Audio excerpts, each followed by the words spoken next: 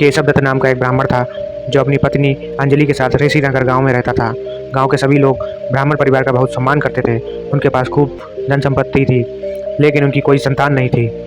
इस कारण दोनों पति पत्नी दुखी थे। पुत्र प्राप्ति के लिए दोनों हनुमान जी की पूजा करने लगे। ब्राह्मण हर मंगलवार जंगल में हनुमान जी की पूजा करने के लिए जाता था। पत्नी घर में ही महावीर का व्रत रखा करती थी।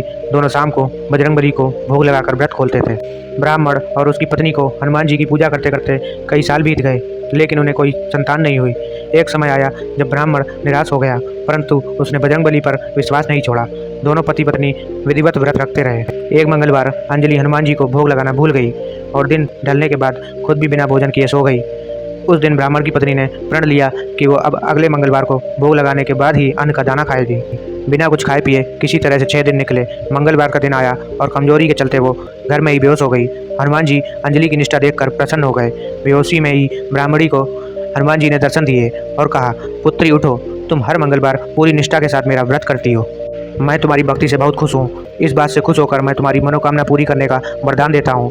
तुम्हें पुत्र की प्राप्ति होगी जो तुम्हारा खूब ध्यान रखेगा। इतना कहकर बजरंगबली वहाँ से अंतर्धान हो गए। तभी अंजलि उठी और भोजन तैयार करके उसने सबसे पहले हनुमान जी को भोग लगाया।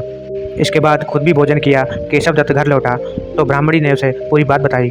पुत्र वरदान की बात सुनकर ब्राह्मण को यकीन नहीं हुआ और वह अपनी पत्नी पर शक करने लगा।